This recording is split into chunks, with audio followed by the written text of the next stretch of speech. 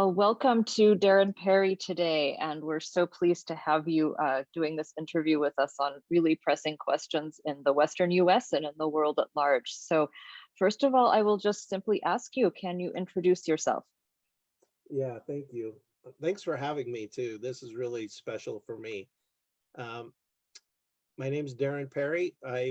For a long time, served as the tribal chairman of the Northwestern Shoshone Nation. I stepped down as tribal chairman to run for Congress, U.S. Congress. I just felt like it was another way to uh, advance some of my political beliefs and uh, especially when it comes to Native American communities. I think we're often, well, we are, we've never had a seat at the table. So that was kind of one way I thought that we might be able to advance my culture a little bit better. And so I still serve as a council member on the tribal council. And I think I've done that for about 15 years now. And I come up for reelection in 2 years and I'm not running again. So I'm going to be on the sidelines. I'll still continue all the work I'm doing. I just won't serve on the tribal council. So I grew up in Utah. Utah has always been home. My grandmother was a fierce advocate for our people, and I've just tried to continue the work that she's done to tell our story from our perspective. And that Shoshone perspective really has never been heard before. And I think the more information people have about other communities that don't look like them, the better off our society is in general, and the better off we can make decisions that affect all of us. So yeah, that's who I am. And I live here in Cache Valley now, a place that our people called home for, gosh, centuries. And so I love it here. You could not get me to move from Cache Valley today because of just the people that live here and the looking outside at the mountains, and there's no better place to be. Yeah, we are just 15 minutes away. You live in Providence, so lucky to have you in Cache Valley. So my next question is, can you talk about the Shoshone Nation and your culture's ways of relating to the land? Well, yeah, we look at land a little bit differently, and not differently than you, both of you, because you understand our relationship. And so, but the relationship that we have with this land that we live on and earth is something so sacred and special that we call this land our Mother Earth. She has always been the provider of our livelihoods. And so, to the mountains and the streams stand forever, and we believe the seasons walk around annually. Uh, we don't distinguish ourselves as being superior to the land. And if you look at native ways, we consider ourselves one, not only with the land, but with our animal kinfolk, we like to call them. So when you look at yourself in that, with that perspective, that we're not superior to our land and our earth, we're not superior to the animals. And so when you see injustices taking place, not only with humans, but with the earth, with the climate change and extraction industries, uh, it really hits home to Native Americans because we feel like they are as much a part of us. We feel they have a spirit, and they're a living entity. And so they're not, our human way of thinking is not superior in any way to the values that our earth and animal kingdom hold. And so um, it's, at the Bear River Massacre site, we're doing a lot to tell the story of our people. But how can you tell the story of our people without doing the work to heal the earth that's there, to get rid of the species that shouldn't be there? So land restoration is just as important a work than than to be able to tell the story and restore our people's story and our traditions that we hold. We don't look at it as any differently. So yeah, the land and how we look at the land and how we are stewards over the land is really the most important thing to Indigenous communities. We never felt like we owned the land. And a lot of people think, well, Native Americans feel like they own the land, and it was never our land to own.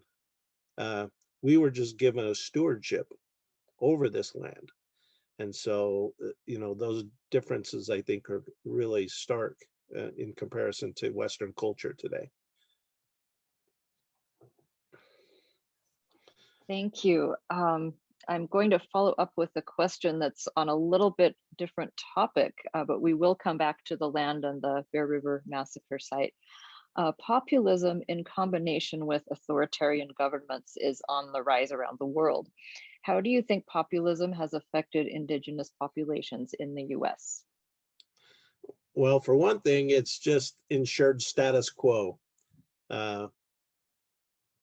The more things change, the more they stay the same, and especially in Indigenous communities like ours. And so, when I think of populism, I think, it's always people that want to look at the past, romanticize the past and what the good times. And but you know what? The past has never been kind to Indigenous communities. It's often dark. Um, it includes genocide or a complete erasure of a people and a culture. And so, and at best, it celebrates assimilation, which is still an erasure of communities. And so when we talk about that and what effects it has on our communities, it's just given us less of a seat at the table. We've really, our past has been dark and hard. And so the future under certain administrations has looked just as bleak and dark. And so, I thought the other day, I had a thought that, because I really celebrate diversity and inclusion and equality, and I try to speak out on those issues as much as I can. But I had a thought the other day driving down the road. I thought, when we hear the talk of diversity, inclusion, and equality today, and how important that is, and especially in our Black communities and our Latino communities and LGBTQ plus communities, we talk a lot about that. But how often are Native Americans included in that discussion? I've never seen them included as part of the 4 or 5 things that we always include when we talk about diversity and equality in America today. Those other groups play a prominent role, as they should. I'm not saying they shouldn't at all, but if we really want to be inclusive, then all groups that are marginalized need to be included, including Native American groups. And so we've not only been marginalized, we were the culture tried to erase us completely, and did 4 or 5 things in the history of our country to make sure that happened. So I think when we talk about those things, we need to be included in that discussion. So. Thank you, Darren. So, and what have Native communities experienced during the Trump era that will change approaches to activism in the future? That's a great question. The former president, in my communities, we've seen rollbacks to protections of not only the land, but the wildlife. We've seen less environmental regulations. We've seen the failure in the pandemic response that killed my people way more than any other people, and killed more people of color than any other group in America today. And so as I look at that and how that might change the way we go forward, I think our communities need to be much more organized and prepared. And I think, you know, we live in a different world today than it was 150, 180 years ago. And we need to make sure that uh, we elect politicians uh, that can make a difference, and we get in the court systems and fight injustices that way. Um, I used to think my way was the only way in activism. And let me just kind of quickly explain that. I thought the way I handle things, and I'm way more gentle. I'm not a loud in your face activist carrying the signs marching down the streets. And I used to look at that as, oh my goodness, people tend to not want to, in my world, it seems like other leaders that have differing opinions than me, that's not the way to do it. It's kind of puts them on the defensive. And I always thought, well, if they just do it my way, if they be more humble about it to try to affect change, then it would be okay. But as I as I've gotten older, I've learned that all of these different ways that we tackle these problems, these way we look at activism, it's all important. What the children at Standing Rock did was hugely important, and they were loud and they were respectful in most cases, but they had a message and it resonated. And what it did is it moved the needle a little bit. It didn't move it the whole way, but they played a role that moved the needle just a little bit, so people that are less, don't carry the big hammer, can come in and kind of make the change too. And so I think all different aspects of activism need to be um, looked at and certainly brought forward. But I think at the end of the day, we really need to make sure that our activism leads to change. And change means change our political leaders, people that are like-mindedness, and then do it in the court systems. Because I hate to rest all our everything that we hold dear to the courts, but sometimes in the world that we live in today, they're eventually going to get there anyway. So uh, it's just really important that we look at all ways of activism and activate all ways of activism and realize that we all play an important role, wherever that is on that spectrum, to make change. Thank you. That's a really heartening response. In your recent book about the Bear River Massacre in the 19th century, you discuss the complex relationship of your people to white settlers in Utah and Idaho. How has this complexity affected your ability to speak to groups across political differences? I'm not so sure it has affected it.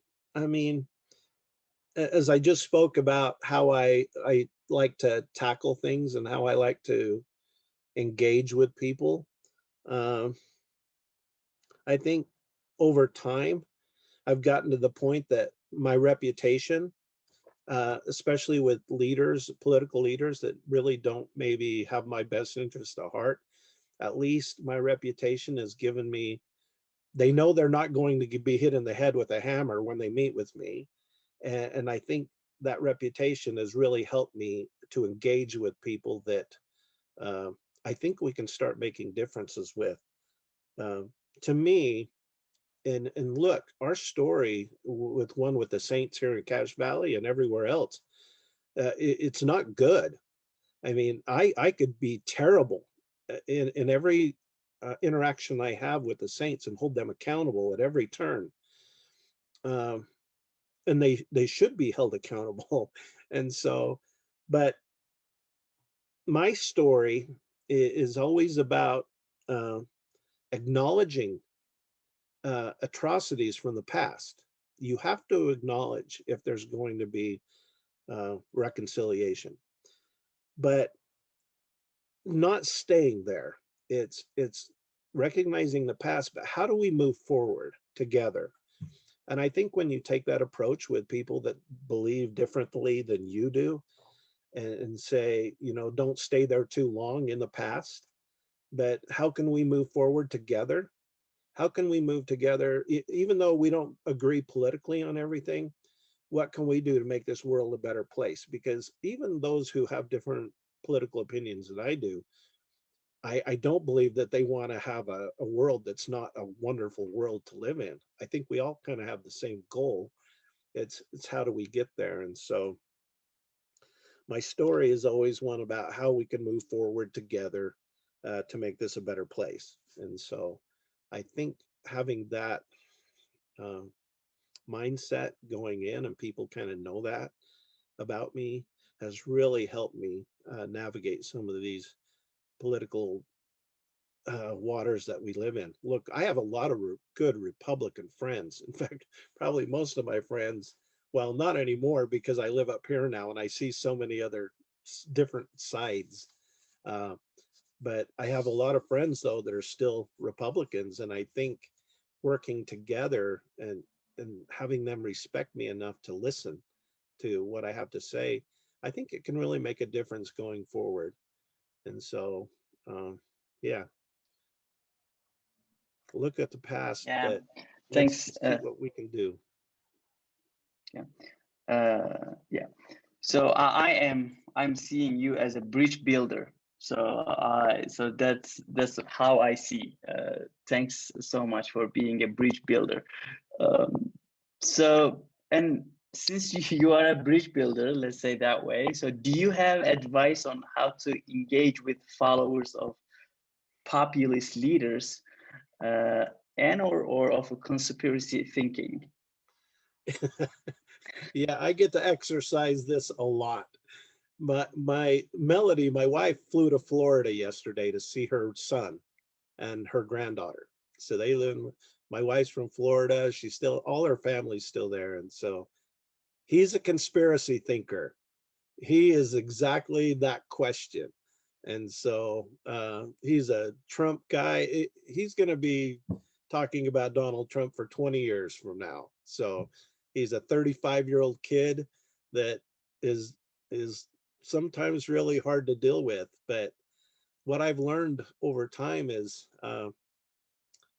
I really try to listen, and and that is hard to do, especially when you're hearing things that you wonder how could you even have those thoughts in your mind and be a college graduate, because he's a smart kid and he's very successful in what he does. But I've come to realize that as I listen, even though it might be hard, I find that I have a little bit of respect for some of what they're feeling. Their feelings are real, they're raw, and they don't bring it up to just cause trouble. They have certain things in their mind that are problems. And so I always try to listen with a way that I respect what they're saying. And then I think as I do that, he's been much more willing to hear me and what I think. I think when you engage with people like that, you need to make sure we're looking forward, because those people always want to look in the past. They're always looking in the rear view mirror.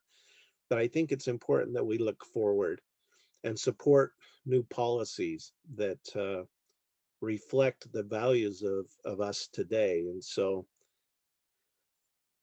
we need to prepare and change for change and diversity. Uh, the thing I think is lacking in our society today, I think we're doing an okay job with education and training and things like that. I think we're failing miserably in our education system with training people for social change. And what that means is how are we training our kids to interact with people that have different views than us? And so I think it's okay to learn the X's and O's, but how can we really do a better job of educating our kids so they can deal with people that have completely opposite views than ourselves in a way that's constructive, in a way that we can work together moving forward. always recognizing we're always not going to agree. But I think we've done a really poor job of teaching our kids the social skills needed to critically think of ways to be able to work together. And then I think we just need to do a better job investing in people, in education and training, in family health care, and it's going to probably require a progressive tax that I think should fall more heavily upon those who benefit the most. And so I think our country has had it backwards for a long time. And if you look at it from the view I've always looked at it, I'm a Christian and I believe in Jesus Christ, and it doesn't matter if you're a Christian or not. If you believe in a higher power, you've got to come to the same conclusion that I do, that the higher power loves and cares about everyone, just not those in power and those who have money. And sometimes it's just important to me that we spend much more of our effort with those communities. My grandmother told me that we are only as strong in a community as our most vulnerable. Well, that means then that we need, if we're going to be a strong community, we need to make sure that we're taking care of the most vulnerable in that community, which is the most marginalized and those who have never had a seat at the table. Thank you. And remembering that common ground probably does help in talking with people who do have these raw feelings, but ideas that can seem so strange and scary sometimes. So thank you for that.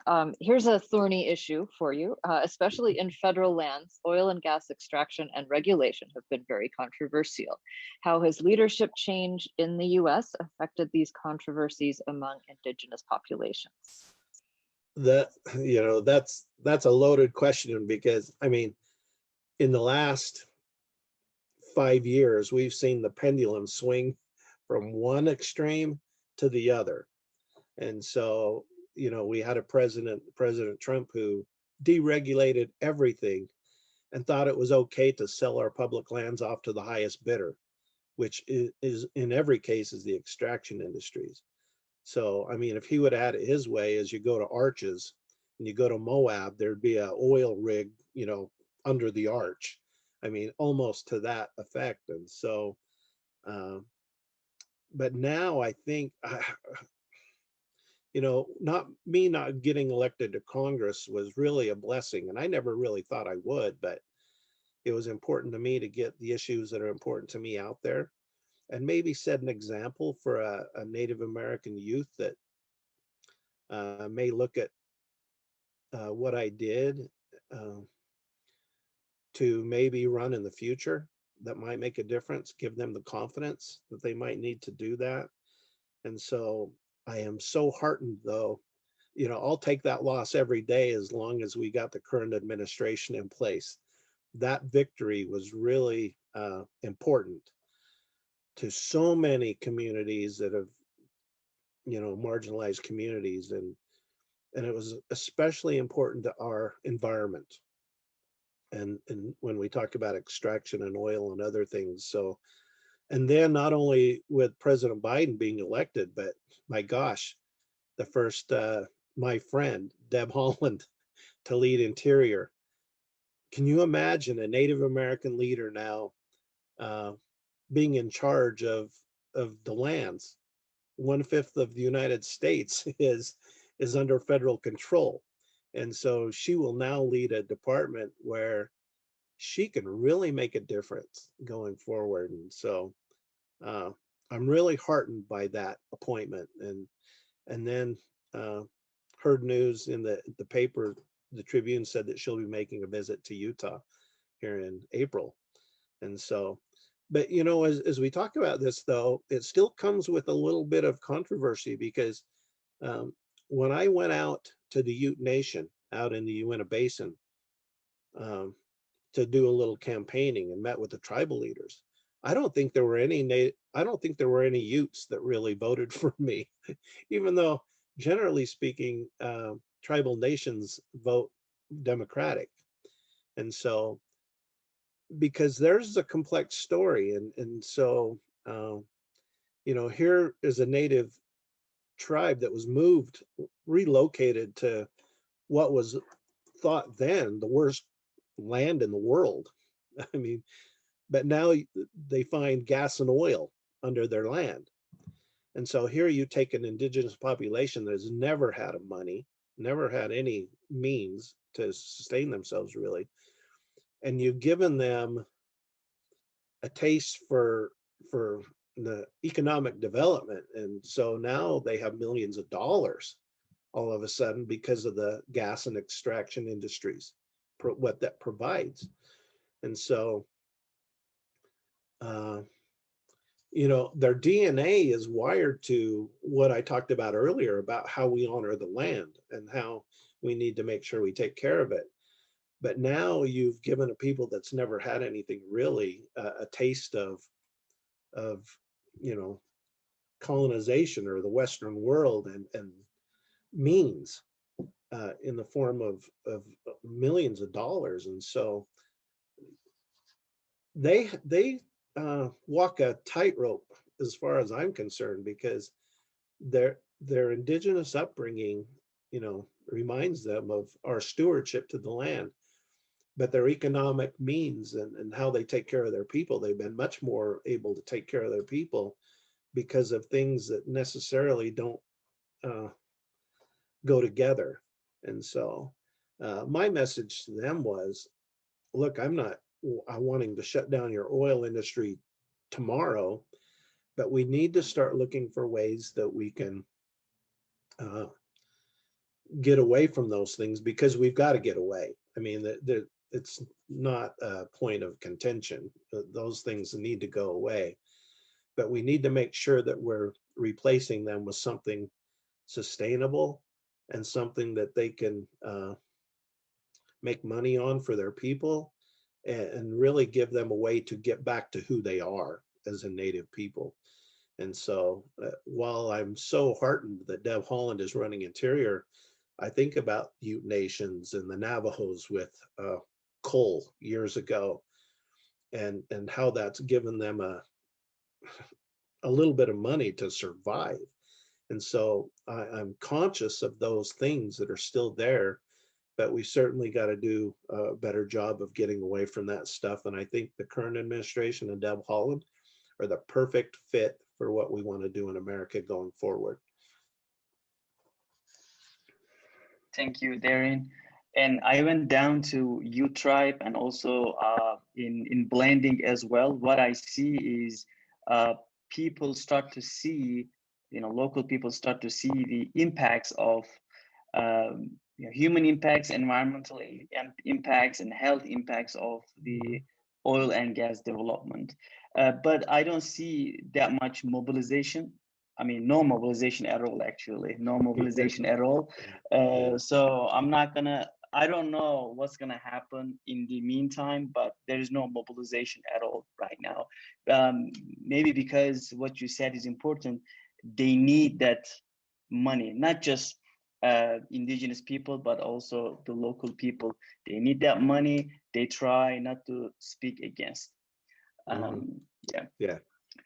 So in a time when the populist right uses nativism in their agenda, hurting indigenous and minoritized populations, what can be done to educate people and counter this kind of thinking?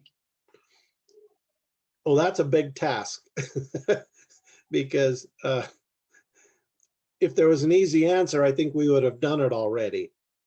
But we've kind of failed miserably with that. But the big thing for me is like my run for Congress is just being an example and to future the students that are going to be our next leaders. And I think our future leaders really need to reflect our values and how we are looking at things going forward today, not looking at the past. But I read that article about Deb Haaland coming to Utah, And there was a sentence in there that really struck me, and I wrote it down because I didn't want to screw it up. And I thought, one of the elected leaders in Utah, and I don't know if it was a governor, or it really didn't say, but one of them said her visit to Utah will allow her to speak with people whose lives and work, who live and work on the land, whose voices often go unheard. And so, if you were to just read that quickly, you're thinking, yes, the Native Americans who have lived on that land, whose voices have often gone unheard, those 5 indigenous tribes that call Bears Ears home. And so, but that's not who they were referring to. They were referring to the ranchers and the locals that have lived there 100 years, that took the land from the natives who had stewardship over it. And so it got me thinking, we've got a big job ahead of us because our elected leaders today are thinking this way.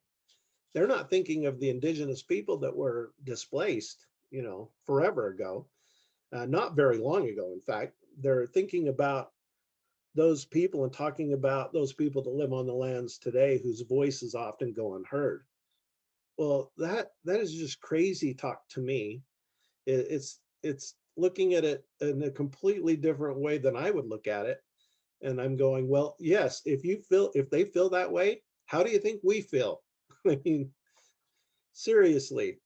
And so the task ahead and what can we do is really, it's almost overwhelming if you look at it that way. But if you start breaking it down, I think, those elected leaders, they're good people. The guy that beat me, Blake Moore, is a good friend of mine now.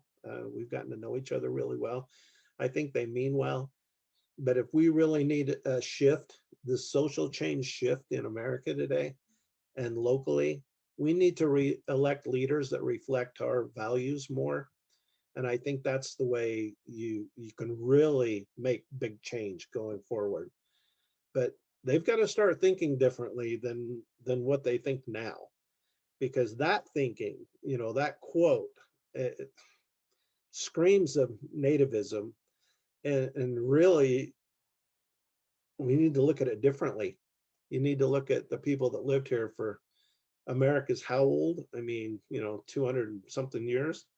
And we need to look at people that lived here for thousands of years, and how, what those, their values and stuff. So yeah, I think it's a big thing ahead of us.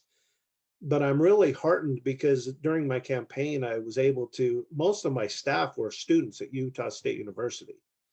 And so I'm looking at this future generation and the next generations. I think we're 1 or 2, well, maybe 3 or 4 election cycles away from, if we can activate the youth to really make big change, even here in Utah, which is ultra conservative. I think we're not very far away from seeing a huge shift in the value systems of what we think are important, because the people that worked on my campaign, the staff, those kids that are at Utah State University today getting an education, they want some change, and they want to be a part of it. And so once we start getting more of those, and a lot of the old timers, I love old timers, but here in Utah, they were raised in a different way and in a different environment. Their value systems are a little bit different, less inclusive. I think what I see on the horizon and what's ahead of us with leadership and the possibilities are really heartening for me. And I think we're going to be able to see some big changes here going forward. Darren, thank you so much. But I have I wasn't going to ask this question, but I need to ask this question. So I see you everywhere on the social media. Like, you are reading books to kids, like 5 years old, 7 years old, 10 years old. You are hanging out with young adults. You are hanging out with teenagers. You're talking with older people. So it's like a mission, right? It's like a mission, and reconciliation is an important thing, right? So my question is, especially you have a project in down in Idaho, right? I'm down in Idaho, and the site of the massacre happened in genocide happened in 19th century, right? So and I saw on the social media as well, you brought people to there and then you explain what happened and so forth. So and there are, and I have students, native Indian and the indigenous students, and I see the distrust. And I went down there and I had an interview with older generations as well, indigenous populations. There's a distrust between native Indian population and whites. Okay, so in the long run, your goal is to reduce this distrust among the society, or how do you see this? So because in the past, big things happen, right? Massacre, genocide, what do you call? So it is kind of hard to erase those narratives or those realities in time. So how do you see this? Yeah, that's a great question. Look, in our culture, our elders are our most important commodity we have, and when you live in a culture that relies on oral history telling and oral stories and the way we have, uh, it becomes really clear really quickly why our elders are so important. They carry the stories that teach our children the values that we have today.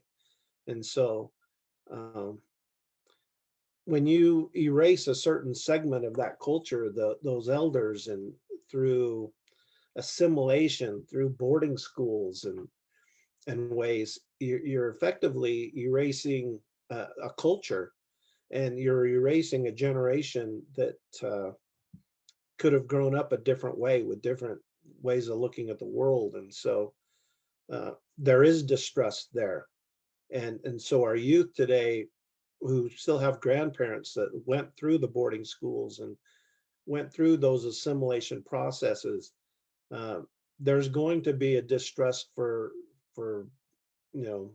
everything from their education on down. And so it it becomes very difficult. But and yeah, I mean, my grandmother was such a big influence on me. And so the way, I guess what I can say is the way she taught me the old ways. She taught me through stories, the way she'd learned. But she was one of our very first generation that began writing these stories down and preserving our history and culture.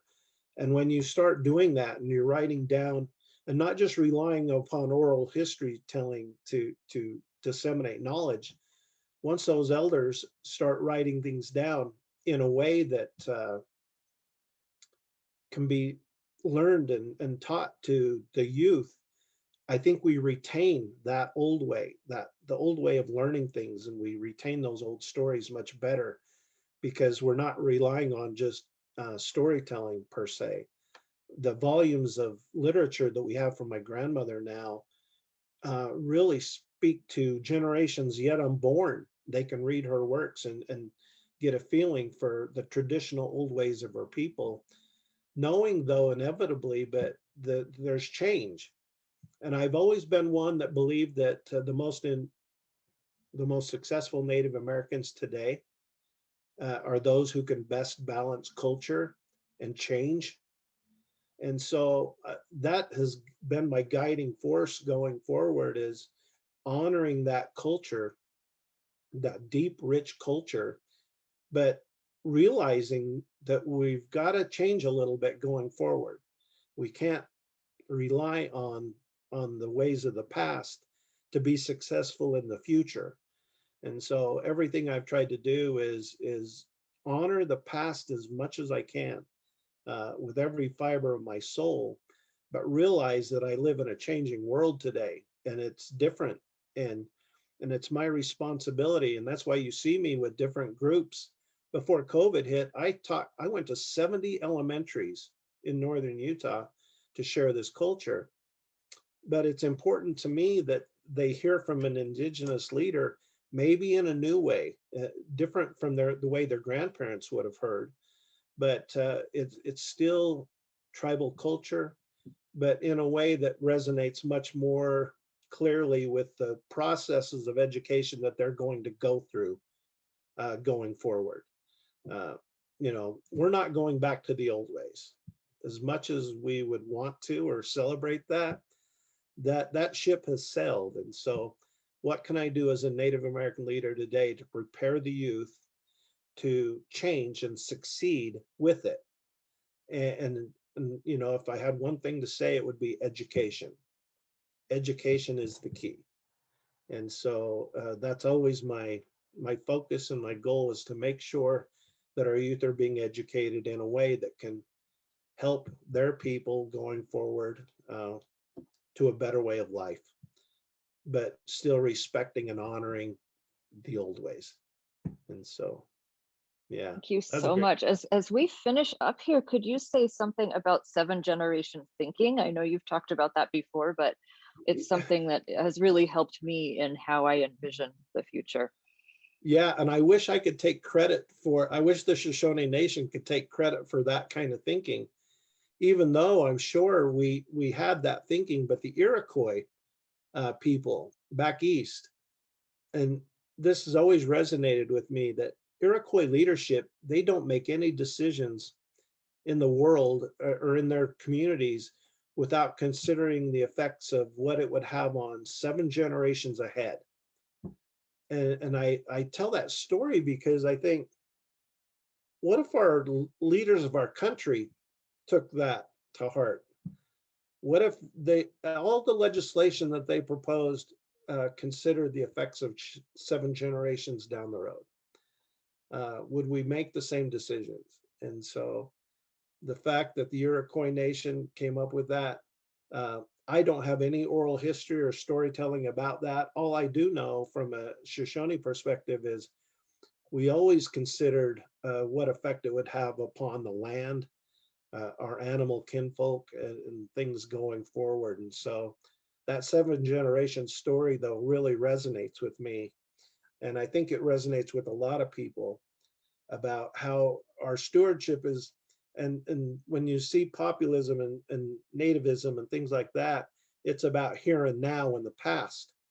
But the story's never about the past, to me. That we can honor the past and look at it as a way to educate ourselves and to see a measuring stick to see where we're going. But the story is always the future. What can we do today to make our futures better for not only me and my kids, but our grandkids and our great grandkids? That should be the message. Yeah, I guess. Yeah, thank you so much, Darren and Heidi. So I love the conversation. Thanks again. And I am hoping after getting vaccinated, we would get together and eat some delicious foods together. I would love yes, that. Absolutely. Yes. Thank you again. Good to see you all. Have a good one. Thank you. Bye-bye. Thanks for having me. Bye.